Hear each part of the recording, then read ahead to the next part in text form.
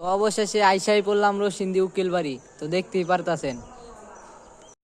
তো চলুন গাইস, বাড়ির পিছন দিয়া যাই, দেখি কোনো রাস্তা আছে নাকি ভিতরে ঢুকার।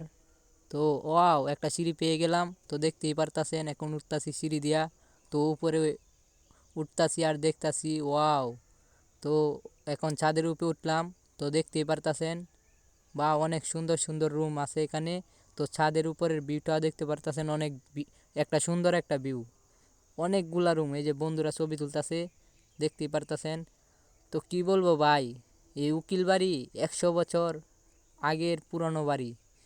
তো দেখার মতো অনেক কিছুই আছে। এ দেখতেই পারতাছেন জঙ্গলে একটা বাথরুম দেখাচ্ছি আমি। তো কি বলবো ভাই, অনেক সুন্দর। তো যারা আসতে চান এসে দেখে যেতে পারেন। ওই যে ছাদের উপর, এটা কিন্তু অনেক উপরে, এটা একবারে উপরে উঠলাম আমি।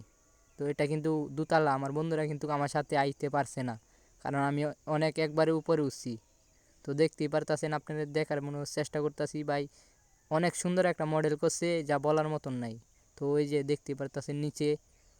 তো আমি উপর সাইডটা ঘুরে দেখাচ্ছি সবাইকে। তো কি বলবো, দেখা ভাই মন ভরে গেল, এত সুন্দর। ওয়াও, এই রুমের ভিতরে আসলাম আবার। ওই যে দেখতেই পারতেছেন, এটা কি গাইস আপনারা বলে দিবেন, এটা কি আমি বুঝলাম না।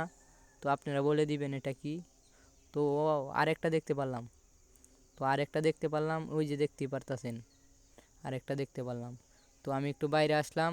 তো এই যে দেখতে পারতাছেন কুকুর গার্ডের ধারের ভিডিও। তো তো তাদের যে বাড়ির মানুষ, তারা এই কুকুরেই গোসল করতো। দেখুন এটা এখন কি হয়ে গেছে। আর এটা কি গাইস আপনারা বলে দিবেন কমেন্টে। এটাও কি আমি জানি না, মসজিদ নাকি মন্দির নাকি কি আমি জানি না। আমি অবাক হয়ে গেছি দেখে। ওই যে দেখতেই পারতাছেন আমি কুকুরের এই পার গেলাম আর ভিডিও করলাম। তো অনেক সুন্দর